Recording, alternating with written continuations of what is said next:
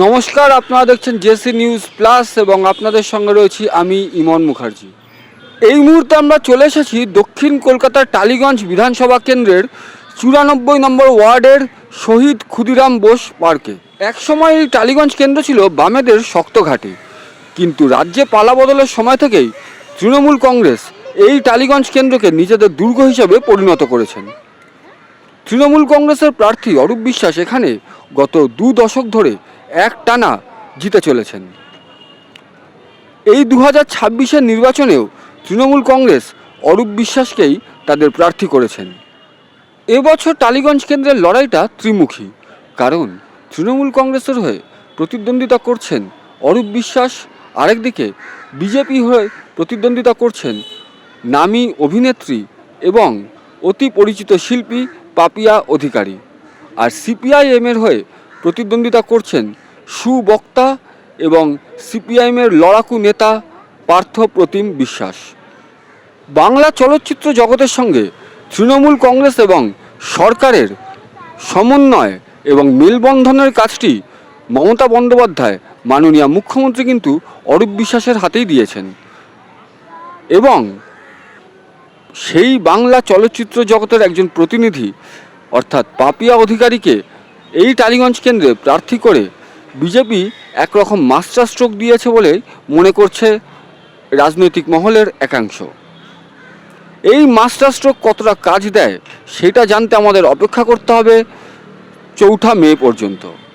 এই মুহূর্তে আমরা চলে এসেছি টালিগঞ্জ বিধানসভা কেন্দ্রের 94 নম্বর ওয়ার্ডের শহীদ ক্ষুদিরাম বসু পার্কে, এবং এই পার্কের উল্টো দিকেই টালিগঞ্জ বিধানসভা কেন্দ্রের বিজেপি প্রার্থী পাপিয়া অধিকারী মহাশয়ের নির্বাচনী কার্যালয়।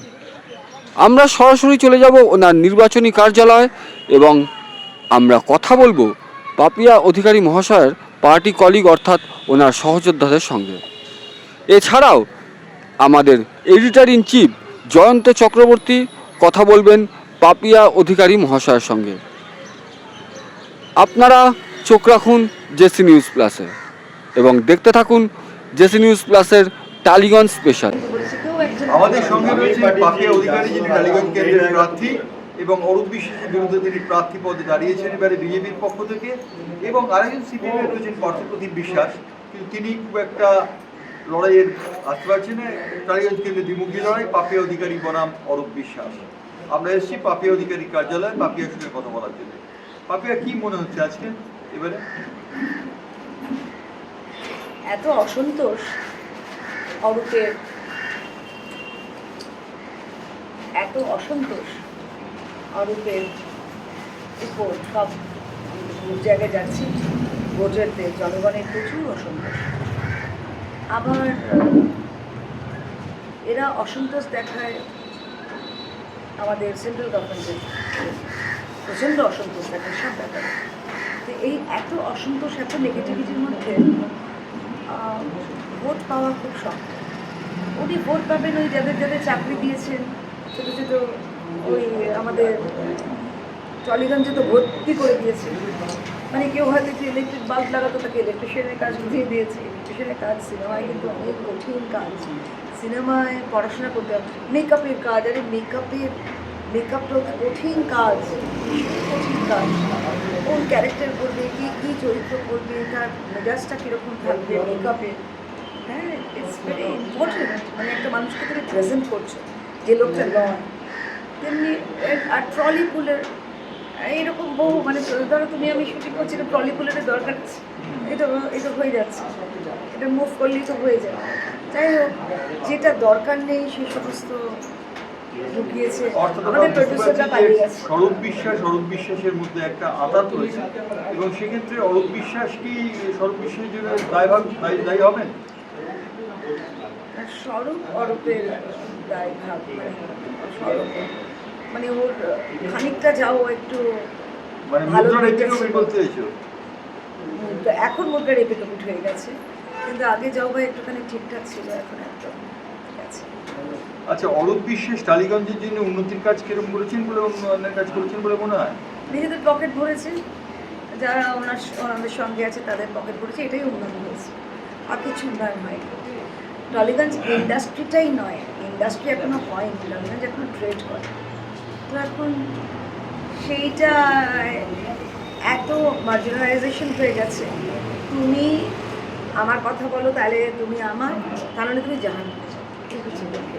তারকাদের নিয়ে তরক বিশ্বাস একটা হ্যালো তৈরি করেছেন এবং সেখানে দেখা যাচ্ছে তথাকথিত তারকারা প্রচুর তার সঙ্গে রয়েছে, এই বিষয়ে কি বলবে? কী বলবো, কী বলবো, তাদের পকেট ভরছে, তারা কাজ পাচ্ছে, তারা ফাংশনে যাচ্ছে, তারা সব কিছু পাচ্ছে, তাই জন্য তারা পাশে রয়েছে। তুমি বিজেপির প্রতিনিধি বলে এবং বিজেপির অন্য যে সমস্ত শিল্পীরা রয়েছেন তারা কি কাজ পাচ্ছেন না? নাথিং, নাথিং, কিচ্ছু কাজ পাচ্ছে না।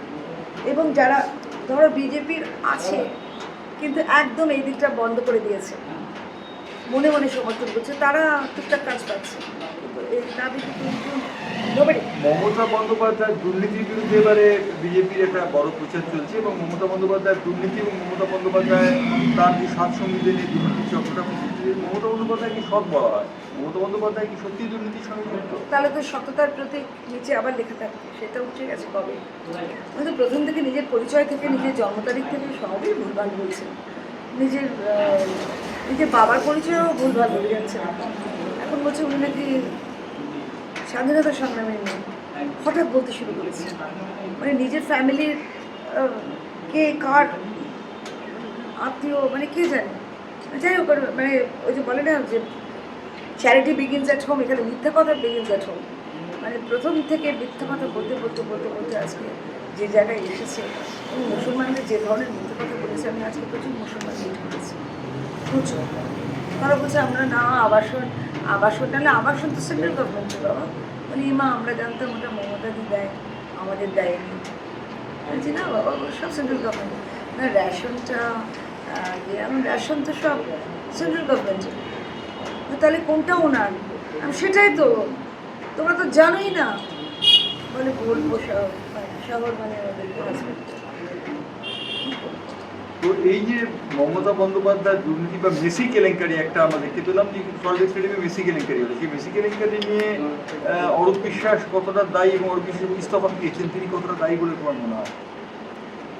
ইস্তফা তো দিতেই হবে, কারণ স্পোর্টসের উনি কী করেছেন, এত স্পোর্টস মন্ত্রী উনি স্পোর্টসকে কি কখনো আমাদের ছেলেদের প্রমোট করেছেন? ওই আলো জেলে ফুটবল খেলাটা বড় কথা নয়, উনি প্রমোট করেছেন ন্যাশনাল খেলতে, উনি প্রমোট করেছেন ইন্টারন্যাশনাল খেলতে।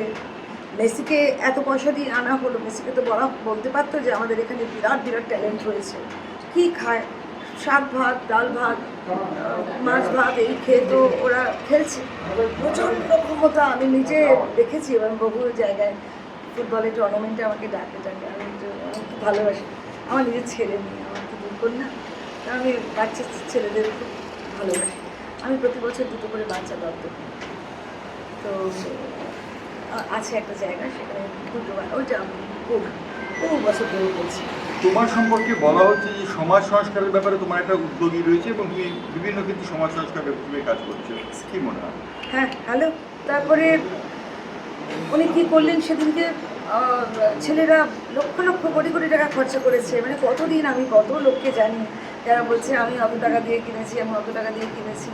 তাদের এইসব বাচ্চা ছেলেরা টাকা জোগাড় করে, তারা রোজগার করে, যারা রোজগার করে ঠিক আছে, যারা রোজগার করে না তার থেকে ধার নিয়ে মেসিকে এক ঝলকও দেখতে পেল না, মেসিকে বুকে জড়িয়ে ধরিয়ে তাদের আত্মীয় স্বজন মমতা ব্যানার্জির বাড়ি, এটা কি মানে কোন লেভেলের অসভ্যতা?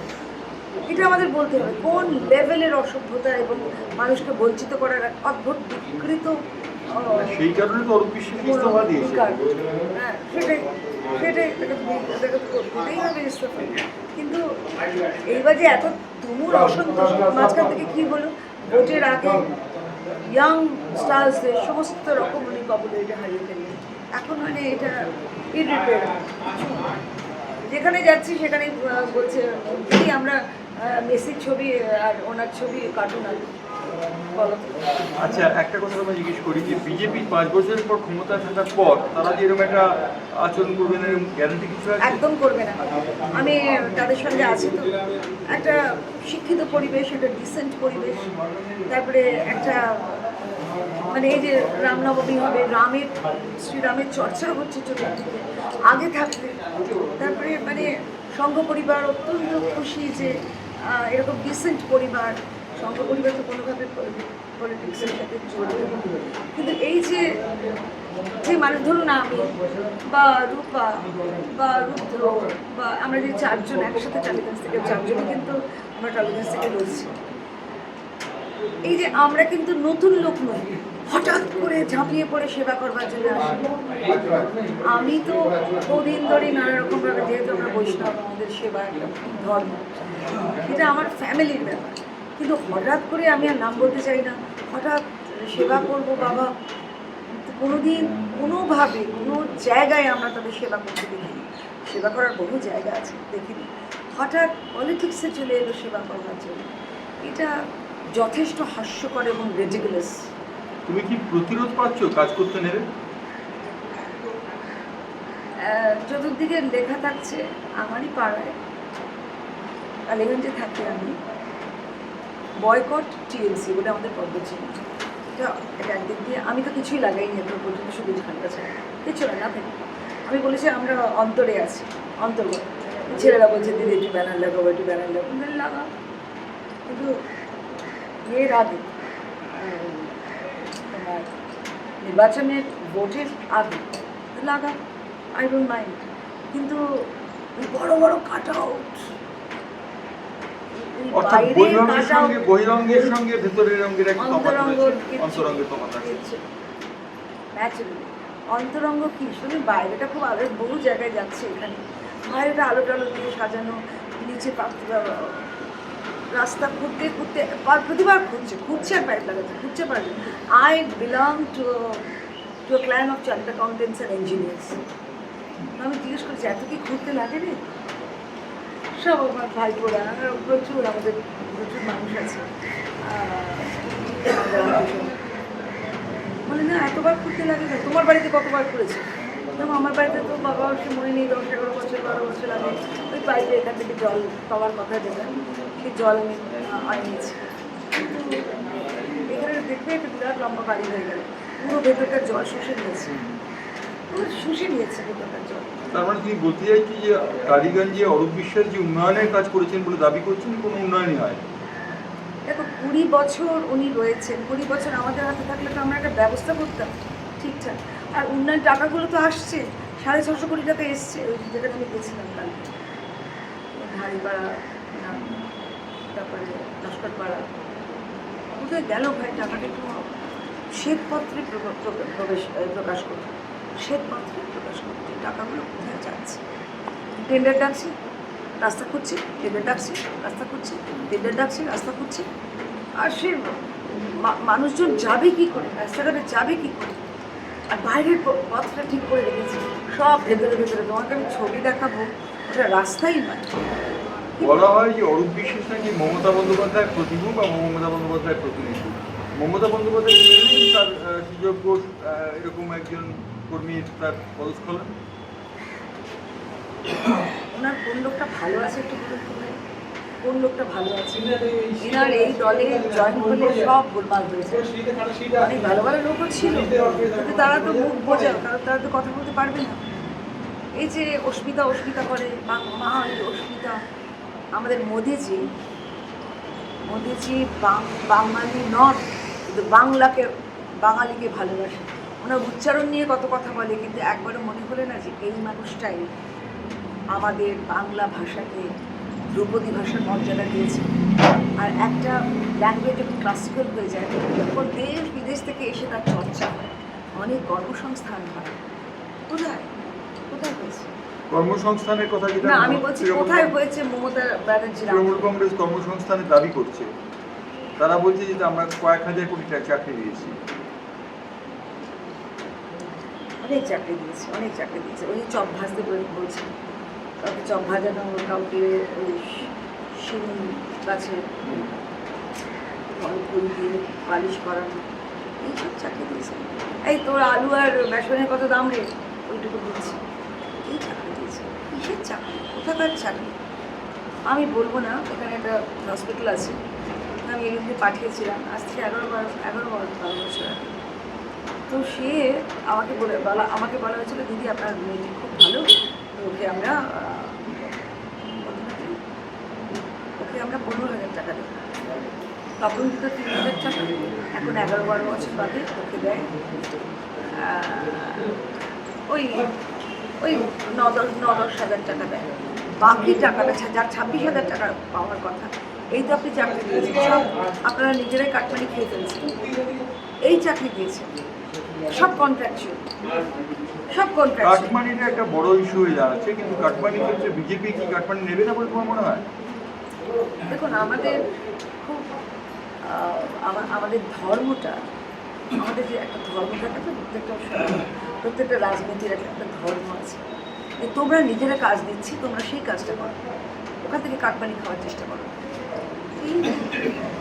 আর যারা রেগুলার গীতা উপনিষদ পড়ে, মা বৃদ্ধা কাছে শেখানো, অর্থাৎ অন্যের ধনে লোক করে, তো আমরা তো অন্যের ধনে কেন লোক করি না? অর্থাৎ আমরা বুঝতে পারছি এবার টালিগঞ্জে পাপিয়া অধিকারীর শক্ত জমির উপর দাঁড়িয়ে রয়েছেন এবং অরূপ বিশ্বাসকে তিনি প্রায় পরাজয়ের ঢুকুটি দিচ্ছেন। এবারে ফলাফল কী হতে পারে টালিগঞ্জে? একদম 200% বিজেপি নেবে, কোনো উপায় নেই। মানুষ বলছে একদম একদম, এরকম করে আমাদের বলছে একদম। অর্থাৎ থামস আপ দেখালেন পাপিয়া। আমরা লক্ষ্য করে থাকবো 4 মে হাওয়া কোন দিকে বয়, টালিগঞ্জ কার দিকে যায়, পাপিয়া অধিকারী না অরূপ বিশ্বাস, সেদিকে আমাদের নজর থাকবে।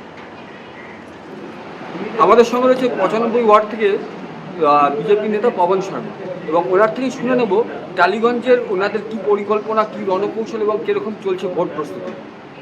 দাদা, welcome to JC news plus. দাদা, আপনাদের এবার কতটা টাফ হবে লড়াই? টাফ না, এবার তো যা পরিস্থিতি এসে দাঁড়িয়েছে, ফাইটটা অরূপ বিশ্বাসের জন্য টাফ হয়ে গেছে। কেন কি বিজেপি যে প্রার্থী দিয়েছে, সেই প্রার্থী শুধু মানে আপনি সেলিব্রিটি বলাটা পুরো ভুল হবে। কেন প্রার্থী এটা এমন প্রার্থী যে দীর্ঘদিন মানুষের সঙ্গে গ্রাউন্ডে কাজ করে এসেছে, বিভিন্ন ধরনের মানে সামাজিক সোশ্যাল ওয়ার্কের মধ্যে অলরেডি ইনি অনেক অনেক সেবা দিয়ে এসেছেন। ইনি যেরকম মহিলাদেরকে নিয়ে কিছু কাজ করেছেন, যেরকম ওই তাঁতের শাড়ি ফাড়ির যে কাজটা হয়, সেটার জন্য একটা স্মল স্কেল ইন্ডাস্ট্রির মধ্যে ওই ডেভেলপমেন্টে মহিলাদের কীভাবে আরও ডেভেলপ করা যায়, ওদের রোজগারের ব্যবস্থা কীভাবে করা যায়, এটা নিয়ে অলরেডি দিদি কাজ করেছে। তারপরে যদি আপনি আধ্যাত্মিকের দিকেও যদি বলেন, পাপিয়াদি বেদান্তার সঙ্গে যুক্ত আছেন, বেদান্তা নিয়ে অনেক পড়াশোনা করেছেন। লোকদের মধ্যে এই বেদ জিনিসটা যেটা আছে, বেদ, এটা নিয়ে অনেক প্রচার করেছেন। মানে সংস্কৃতি নিয়ে, কালচার নিয়ে শুরু করে সোসাইটি ডেভেলপমেন্ট নিয়ে যে প্রার্থী বিজেপি দিয়েছে, সব থেকে সেরা প্রার্থী টালিগঞ্জের মধ্যে। কেন অরূপ বিশ্বাস এটা নিয়েই একটা টেনশনের মধ্যে আছে।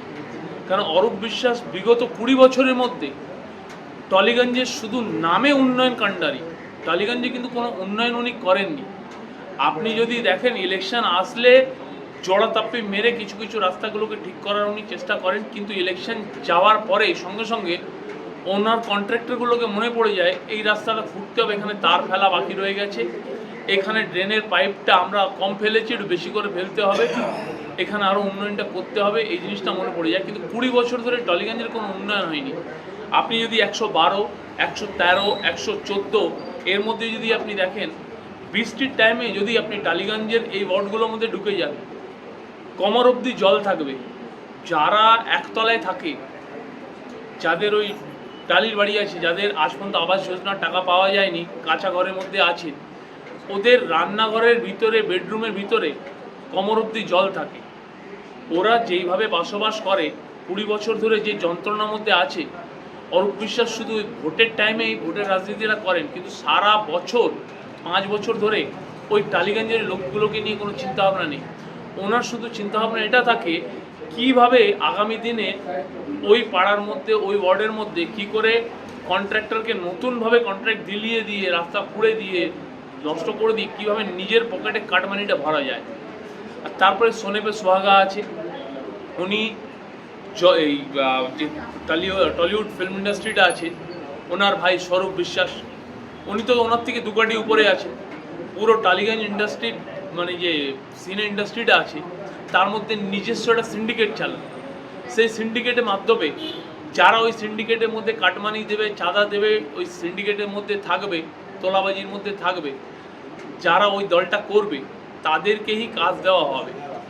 যদি কোনো ট্যালেন্টেড লোক থাকুক, যেই থাকুক, শুধু ওনার সিন্ডিকেটের মধ্যে যদি না থাকে, তাদেরকে সাইড করে দিয়ে যেরকম চায়ের থেকে কোনো মাছি পড়ে গেলে যে তুলে ফেলে দেওয়া হয়, সেইভাবে একটা ট্যালেন্টকে নষ্ট করে দেওয়ার কাজ করছে। এই ইন্ডাস্ট্রিতে নতুন নতুন ট্যালেন্ট, ইয়ং জেনারেশন আসছে কাজ করতে, কিন্তু এই স্বরূপ বিশ্বাসের এই সিন্ডিকেটের জন্য পুরো ট্যালেন্টগুলোকে নষ্ট করে দেওয়া হচ্ছে। আজকে হিসাব মতন টালিগঞ্জে যে ইন্ডাস্ট্রিটা আছে, এটাকে বহুত বড় একটা ইন্ডাস্ট্রি হয়ে যাওয়া উচিত ছিল। মানে এটা একটা টাইমে যদি দেখেন, সত্যজিৎ রে থেকে শুরু করে মানে অনেকগুলো মানে আমাদের যে পশ্চিমবাংলার যে ট্যালেন্ট আছে, যিনি মানে পশ্চিমবাংলায় যেই চলচ্চিত্রটাকে যেই মাত্রায় নিয়ে গেছিলেন, হিসাব মতন কিন্তু আজকে টালিগঞ্জকে বিশ্ব পটলের মধ্যে একটা অন্য জায়গা কিন্তু রাখা উচিত ছিল। কিন্তু এনাদের এই সিন্ডিকেট আর এই কাটমানির চক্করে ইন্ডাস্ট্রিটাকে পুরো ধ্বংস করে দিয়েছেন। তার প্রতিবাদে নিজে ইন্ডাস্ট্রি যারা সেরা, যারা অভিনয় জগতের লোকরা আছেন, তারা নিজে নেমে গেছেন। তারা ওদের পার্টিরই লোক, কিন্তু আজকে বিরোধিতা করতে বাধ্য হয়েছে। এটা হচ্ছে অরূপ বিশ্বাসের উন্নয়ন কাণ্ডারি। দু ভাই মিলে টালিগঞ্জটাকে শুধু লুটে যাচ্ছে, দু হাত ধরে শুধু লুট ছাড়া 20 বছরে কিচ্ছু করেননি। আর এবছর উনি মেসিকে চুরি করেছিলেন, তার জন্য উনি আরও বেশি ভয় পেয়ে আছেন। কেন কি টালিগঞ্জের মধ্যে ইস্টবেঙ্গল মোহনবাগানের সাপোর্টার প্রচুর মাত্রায় আছে। তারা মেসিকে দেখার জন্য নিজের সঞ্চয়ের হাজার হাজার টাকা খরচা করে ব্ল্যাকের টিকিট কিনে মাঠের মধ্যে গেছিল মেসিকে দেখার জন্য। কিন্তু এই অরূপ বিশ্বাস মেসিকে চুরি করে নিয়ে চলে গেলেন। যেই ক্রীড়াপ্রেমীরা দেখতে গেছিল, তারা কিন্তু মেসিকে দেখতে পায়নি। সেই রাগটা কিন্তু আছে। বিগত দিনের মধ্যে দেখা গেছে এই টালিগঞ্জের মধ্যে 9টা ওয়ার্ড আছে। 9টা ওয়ার্ডের মধ্যে প্রত্যেক ওয়ার্ডের মধ্যে কাউন্সিলরগুলো যেইভাবে কারাপশনের মধ্যে লিপ্ত আছেন, সেই জিনিসে যে কাটমানিটা অরূপের কাছে যাচ্ছে, কারাপশনের পুরো একটা মানে পাহাড় হয়ে গেছে। একটা এক্সাম্পল আপনাকে দিতে পারি, 95 নম্বর ওয়ার্ডের কাউন্সিলর তপন দাশগুপ্ত গল্ফ গ্রিনের অ্যাপার্টমেন্ট ওনার্স অ্যাসোসিয়েশনের চেয়ারম্যান ছিলেন বিগত প্রায় 8 থেকে 10 বছর। ওই 8 থেকে 10 বছরের মধ্যে উনি গল্ফ গ্রিন অ্যাপার্টমেন্ট ওনার্স অ্যাসোসিয়েশনের প্রায় 3 থেকে 4 কোটি টাকার স্ক্যাম করে দিয়েছেন। আমরা যেহেতু বিরোধিতা করেছি, উনি ওই বিরোধিতা করাতে বাধ্য হয়েছেন তপন দাশগুপ্তর ওই বোর্ডটাকে ভাঙতে। ওই বোর্ডটাকে ভেঙে ওখানে অ্যাডমিনিস্ট্রেটর বসিয়েছেন। কিন্তু এখন ইলেকশন হয়ে যাওয়া উচিত, অডিট হয়ে যাওয়া উচিত। উনি নিজের রাজনৈতিক স্বার্থর জন্য ইলেকশন না কাটা অবধি উনি কিন্তু ওখানে ইলেকশন হতে দিচ্ছেন না। ওখানে যেহেতু উনি জানেন যে কোনো সময় ওনার ক্ষমতা চলে যেতে পারে, ওখানে যদি এখন ইলেকশন হয়, যদি অন্য কোনো লোকরা মানে চিন্তাধারার লোকরা এসে যদি ওখানে বসে, তো ওনার এমনি গল্ফগ্রিন হেরে বসে আছেন, বাকি অবস্থা আরও খারাপ হয়ে যাবে। বিগত 24-এর মধ্যে টালিগঞ্জ বিধানসভার যে ভোটাররা যেই রুঝানটা দেখিয়েছেন, যেই চিন্তাধারাটা দেখিয়েছেন, বিজেপির যে ক্যান্ডিডেট ছিল লোকসভার, তাকে যা ভোট দিয়েছেন, আগামী দিনে 51,000-এ যে লিডটা এসে 20,000-এ দাঁড়িয়েছে, উনি নিজে জানেন এই এসআইআর-এর মধ্যে অলরেডি 40,000 প্লাস ভোট কেটে গেছে। এবার ওনার বিদায়ের পালা ঘন্টা বেজে গেছে, এটা উনি জানেন। সেই ভয়তে উনি এই জিনিসগুলোকে আরও আটকে রাখছেন। এই 94 ওয়ার্ডে যেখানে বসে আছি, সেখানে কাউন্সিলর কিন্তু নিজেদের যে ভূমাফিয়া সিন্ডিকেট আছে, তাকে দিয়ে এখানকার বিভিন্ন জমিনের উপরে জোর জবর দখল নেওয়ার চেষ্টা করছে। এভাবে যদি বলতে শুরু করি, 100 নম্বর ওয়ার্ডের আপনি কাউন্সিলরকে নিয়ে যদি কথা বলেন, ডাবলি সেও সেম এর ধরনের মধ্যে আছে। স্কুলের ভিতরে যে ছাত্র শিক্ষকরা কাজ করছে, তাদেরকে ধমকানো হচ্ছে, জবরদস্তি তৃণমূলের ইউনিয়ন করতে হবে। এইভাবে যদি বলতে শুরু করি, টালিগঞ্জের 9টা ওয়ার্ডের ভিতরে 9খানা কাউন্সিলর যারা তৃণমূলের থেকে রিলেটেড আছেন, তারা প্রত্যেকরা শুধু কারাপশনের মধ্যে আছেন। তার মধ্যে সবথেকে বড় 98-এ দেখে নিন যে বহিরাগত কাউন্সিলর পাটুল্লিতে বসবাস করেন অরূপ চক্রবর্তী, কিন্তু এসে চোর দখল করে 98-এর মধ্যে উনি বসে আছেন। আর ওনার স্ক্যামগুলো যদি খুলতে শুরু করি, সারা দিন বেরিয়ে যাবে।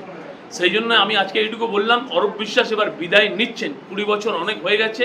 টালিগঞ্জের ভোটাররা প্রস্তুত হয়ে আছেন, ওনাকে আমরা এখান থেকে বিদায় দেব। আর এবার বিজেপির একটা কারাপশন ফ্রি গভর্নমেন্ট আসবে। টালিগঞ্জে যে 20 বছর উন্নয়ন না হওয়ার যে প্রতারণাতে ভুগছে, সেই প্রতারণার থেকে টালিগঞ্জকে ভোটাররা মুক্তি দিলাবে। ওই জন্য পাপিয়াদিকেই এবার বিধায়ক করবে লোকরা মনস্থির। পশ্চিমবঙ্গের ক্ষেত্রে রাজনৈতিক লড়াইটা খুবই কঠিন, কারণ রাজনীতিটা পশ্চিমবঙ্গের ক্ষেত্রে দূষিত হয়ে গেছে। 24 বছরের বাম এবং 15 বছরের তৃণমূল কংগ্রেস পশ্চিমবঙ্গের রাজনীতি এতটা দূষণ করে ফেলেছেন যে সেখান থেকে দাঁড়িয়ে থেকে রাজনীতিতে বিরোধিতা করাটা পশ্চিমবঙ্গের ক্ষেত্রে খুব দুর্বিষহ। তারপরেও ভারতীয় জনতা পার্টি বিশ্বের সর্ববৃহৎ রাজনৈতিক দল এবং ভারতবর্ষের 21-এর ওপর রাজ্যে আমরা সরকারের কাজ করছি। এখানে কাজ করতে গিয়ে আমাদের যে সমস্যাগুলো আসবে সেগুলো হচ্ছে, প্রথম হচ্ছে আমাদের ভয়ভীতি প্রদর্শন করা হয় এবং প্রতিনিয়ত শাসকের চোখ রাঙানি, যেটা আমাদের সহ্য করতে হয়। তারপরেও ভারতীয় জনতা পার্টির যে কার্যকর্তা যারা আছেন তারা নিষ্ঠার সহিত রাষ্ট্রের সেবার্থে তারা কাজ করে যাচ্ছেন। ভারতের যশস্বী প্রধানমন্ত্রী যে কথাটা বলেন, রাষ্ট্র যখন সর্বোপরি, চলো রাষ্ট্রের কথা বলি, দেশের ভালো তো সবার ভালো, চলো নতুন ভারত গড়ি। সেই নতুন ভারত এবং নতুন বাংলা গড়বার জন্য, সোনার বাংলা গড়বার জন্য আমরা প্রতিনিয়ত কাজ করছি এবং জীবনের শেষ বিন্দু পর্যন্ত আমরা কাজ করব। এই সংকল্প নিয়ে আমরা এগিয়ে চলেছি ভারতীয় জনতা পার্টির প্রত্যেকটি কার্যকর্তা। বিজেপির যিনি প্রার্থী তিনি পাপিয়া অধিকারী, আর তৃণমূল কংগ্রেসের প্রার্থী হচ্ছেন অরূপ বিশ্বাস। লড়াইটা কতটা কঠিন?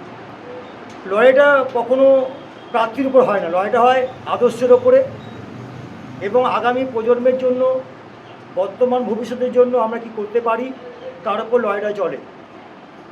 বিশেষ করে পশ্চিমবঙ্গের ক্ষেত্রে পশ্চিমবঙ্গের জনগণ যে কোনো সরকারকে একটা দীর্ঘস্থায়ী সময় দেন।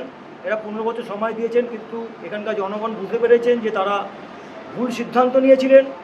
সেই ভুল সিদ্ধান্তের সাক্ষী বা সেটা থেকে বেরোবার জন্য তারা এখন কাজ করছেন এবং একটা যখন বড় ঝড় আসে তখন ঝড়ের সময় দেখা যায় তার আগে একটা গুমোট ভাব আসে। সেই গুমোট ভাবটা কিন্তু এই সময় চলছে পশ্চিমবঙ্গে এবং বিশেষ করে এই টালিগঞ্জে। সেই গুমোট ভাবের পরে যে ঝড়টা আসবে সেই ঝড়টা সামলাতে কিন্তু অরূপ বিশ্বাসও পারবে না। অরূপ বিশ্বাস এবং স্বরূপ বিশ্বাস দীর্ঘদিন ধরে টেকনিশিয়ানদের উপরে একটা তাদের ক্ষমতা প্রদর্শন করে চলেছেন। এই বিষয়ে আপনি কিছু বলবেন? পাপিয়া অধিকারী তো সিনেমা লাইনের লোক। এটা কন্টিনিউ আজকের থেকে নয়। যেমন রুদ্রনীলদা আছেন, যিনি আমাদের ভারতীয় জনতা পার্টি করেন, পাপিয়া অধিকারী মহাশয়ের মতো যারা রয়েছেন, যারা প্রতিনিয়ত এই ফিল্ম লাইনের সঙ্গে জড়িত এবং তারা ভারতবর্ষে তথা বিশ্বের মানচিত্রে তারা যে শিল্প তুলে ধরেছেন, চলচ্চিত্র শিল্পে তাদের নিজের অবদান রেখেছেন, সেটাকে খাটো করে শুধু তাদের আধিপত্য বজায় রাখবার জন্য তাদেরকে যেভাবে হেয় করা হচ্ছে বা তাদের কাজ কেড়ে নেওয়া হচ্ছে, সেটা খুবই দুঃখজনক ব্যাপার। কিন্তু পট পরিবর্তন হবে এবং কালের নিয়মে পৃথিবী যেভাবে ঘটছে, পৃথিবী গোল, আবার সেই সময় ফিরে আসবে। আমরা চাইবো সেই সময়টা অতি শীঘ্রই এবং 26-এ ফিরে আসবে। মেসি কেলেঙ্কারিতে অরূপ বিশ্বাস পদত্যাগ করেছেন, এটা কি খানিকটা নাটক বলে আপনার মনে হচ্ছে? এই পদত্যাগটা তৃণমূলের ক্ষেত্রে অনেকটা মানুষকে বোকা বানানোর একটা কাজ। এরাই কন্টিনিউ এটা করে যাচ্ছেন এবং সেটা বর্তমান শাসক দলের যে সর্বস্ব নেত্রী যিনি রয়েছেন মমতা বন্দ্যোপাধ্যায়, তাকে শ্রদ্ধা জানিয়ে বলছেন, এই নাটকের সর্বোচ্চ নেত্রী হচ্ছে মমতা বন্দ্যোপাধ্যায়। তিনি এই জিনিসটা খুব ভালো পারেন যে মানুষকে কীভাবে চোখে ধুলো দেওয়া যায়, তাকে কি করে মানুষের মধ্যে একটা বিভেদ সৃষ্টি করা যায়, মানুষের মধ্যে কি করে একটা জিনিস থেকে ঘুরিয়ে নেওয়া যায়। এই যে মেসি কাণ্ডে যে ঘটনাটা ঘটেছে, যদি সত্যিকারে যদি মমতা বন্দ্যোপাধ্যায় অরূপ বিশ্বাসকে পদত্যাগ করালেন, তাহলে ইনকোয়ারি বসালেন না কেন? আর যেটা বলা হলো যে তাদের টাকা ফেরত দেওয়া হবে, যারা টিকিট কেটেছিলেন তাদের টাকা ফেরত দেওয়া হলো না কেন? এর কালপিট কারা? সত্যি এবং মিথ্যাটাকে কেন তুলে ধরলেন না মানুষের কাছে? এটাই আমাদের প্রশ্ন। কাকে পদত্যাগ করালেন, কাকে করালেন না, সেটা বড় প্রশ্ন আমাদের কাছে নয়। মেসি কেলেঙ্কারি কি এবারের ভোটে একটা বড় ইস্যু হতে পারে? শুধু মেসি কেলেঙ্কারি নয়, তৃণমূলের প্রত্যেকটি কেলেঙ্কারি আগামী দিনে ইস্যু হবে এবং মানুষ বুঝে গেছেন যে এই সরকার থাকলে পরে শুধু কেলেঙ্কারি নয়, যে পরবর্তী প্রজন্মের যে ভবিষ্যৎ, সেই ভবিষ্যৎ তারা শুধু অন্ধকার করেননি। পশ্চিমবঙ্গের যে ইজ্জত, পশ্চিমবঙ্গ সারা পৃথিবীর কাছে, পশ্চিমবঙ্গের যে আমরা এতদিন ধরে যে আমরা বলছি যে ভারতবর্ষকে যে আমরা পরিচালনা করেছি পশ্চিমবঙ্গ থেকে, যেখানে কবিগুরু রবীন্দ্রনাথ ঠাকুরের মতো যিনি মনীষী জন্মগ্রহণ করেছেন, সেই মাটিতে পশ্চিমবঙ্গের নাম যেভাবে ধুলোতে মিশিয়ে দিয়েছেন। কেন মেসি না ব্র্যান্ডটা হচ্ছে সবচেয়ে এমন একটা ব্র্যান্ড যে ফুটবল বিশ্বে, যাকে ফুটবলের রাজপুত্র বলা হয়, তাকে নিজে কেলেঙ্কারি করেছেন। বিশ্বের মানচিত্রে আমাদের পশ্চিমবঙ্গের নাম, বাঙালিদের নাম ধুলোয় মিশিয়ে দিয়েছেন। এটা বড় একটা এফেক্ট হবে পশ্চিমবঙ্গের এবার নির্বাচনের, বিশেষ করে টালিগঞ্জে। গ্যারান্টি কি যে বিজেপি যদি ক্ষমতায় আসে তারা 5 বছর পরে তৃণমূলের মতো হয়ে যাবে না? কারণ হচ্ছে সব কিছু নির্ভর করে হচ্ছে মাথা বা সর্বোচ্চ নেতার উপর নির্ভর করে। ভারতের যশস্বী প্রধানমন্ত্রী নরেন্দ্র মোদীজি যেভাবে বিশ্বের কাছে ভারতবর্ষের তুলে ধরছেন এবং তার যে কার্যকারিতা এবং তার যে কথাবার্তা, তার যে চালচলন, আমি একটু কবিতার মাধ্যমে তাকে বুঝিয়ে দিচ্ছি। সন্ন্যাসীর মতো জীবন ধারণ, তার রাজার মতো চাল, 56 ইঞ্চি বুকের ছাতি নিয়ে ভারত মায়ের ঢাল, একটি দিনও নেইকো ছুটি, তিনি কর্মযোগী, দেশের জন্য ঘর ছেড়েছেন, তিনি সন্ন্যাসী, শয়নে স্বপনে দেশের চিন্তায় সদাই মগ্ন রয়, আমার নেতা বিশ্ব নেতা, ভারত মাতার জয়। যে বিশ্বের মানচিত্রে ভারত মাতার ছবিকে যিনি তুলে ধরেন, তিনি পশ্চিমবঙ্গকে আগামী দিন বিশ্বের মানচিত্রে এমন একটা জায়গায় নিয়ে যাবেন যে বিশ্বের মানচিত্রে পশ্চিমবঙ্গকে আবার নতুন করে দেখতে হবে কবিগুরুর চোখে। ধন্যবাদ, ধন্যবাদ, সুন্দর।